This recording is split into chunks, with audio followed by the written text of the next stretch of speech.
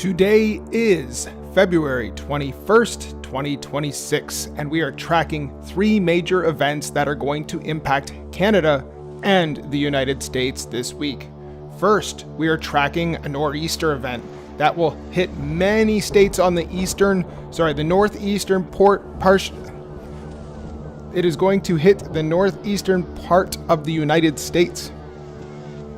This nor'easter will impact states such as Pennsylvania, New Jersey, Rhode Island, Connecticut, New York, Massachusetts, Vermont, New Hampshire, Maine, and Atlantic Canada. The second event that we are tracking right now is a midweek shot of snow at the Great Lakes region. We are going to check the amounts of snow that are expected as well for that nor'easter event. And lastly, we are following that cold deep freeze that will impact states such as Florida, Georgia, Alabama, South Carolina, North Carolina, Tennessee, Kentucky, Virginia, and pretty much the whole southeastern portion of the United States. So welcome to the Border City Kids podcast. I am your host, Brian, and we're going to dive in to what this week is going to bring with those three major events. Let's have a current look at the radar for what we're expecting, and this is going to be forming tomorrow, just past North Carolina, and then making its way up the northeastern part of the United States. And like I said, it's affecting the states such as New Jersey, Pennsylvania, New York, Massachusetts, Vermont, Maine, New Hampshire, and then it's going to actually impact Atlantic Canada. So this is a big system to keep an eye on. We're actually going to have a look at the snow totals that are expected in this because it is actually quite an event. Now you can see on the front end of this is the rain, and in the mix where that temperature is right around the freezing mark, we have some freezing rain. And on the back end, of course, is where we have that heavy snow. And that's going to affect, like I said, the northeastern part of the United States. Now looking at some of the snow totals, we're looking at close to a foot in many areas. Now, if you're on the western half of Pennsylvania, you should be fairly safe. But as soon as you get to that mid part and towards the eastern half of Pennsylvania, you will see up to about 7 inches of snow. Now, before we actually read into more of these totals, there's actually another system that could potentially hit this area by the end of the week, bringing those totals way up higher than they actually are going to be after this system goes through. But we do see in Delaware, we see in New Jersey that some of these totals here are about 9-10 inches. It could be a little bit more, a little bit less, but this is what our numbers are telling us right now. This is what our modeling is telling us.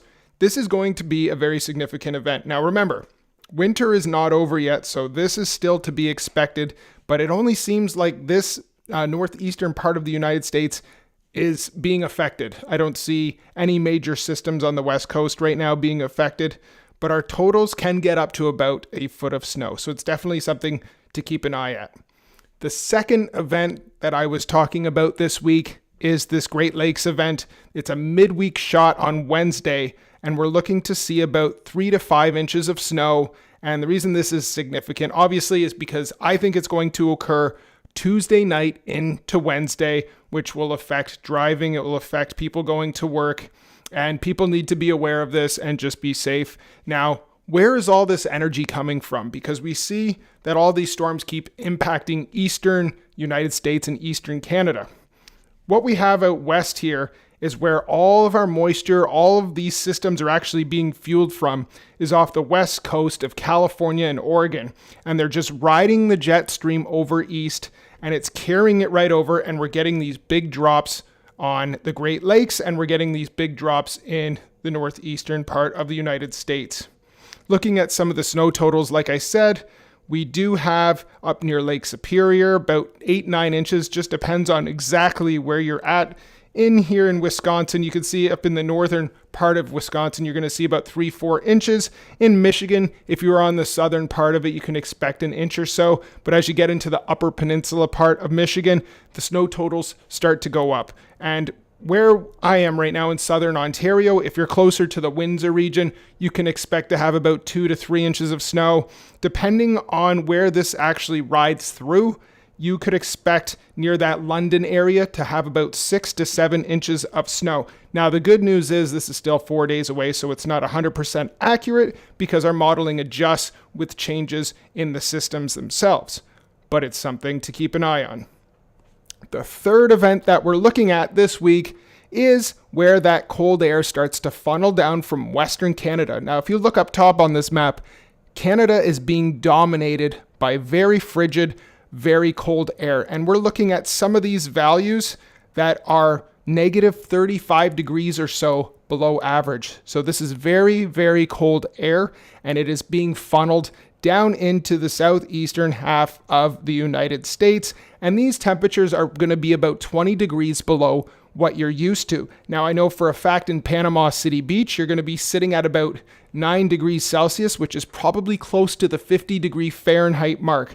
So this is going to be something that you might want to bring your sweaters out for, because this is going to last for a few days. Now, the good news is the temperatures will rebound on all of these states within a few days. This air will be pushed out and we will see back to normal temperatures, or more so above average temperatures, which is great.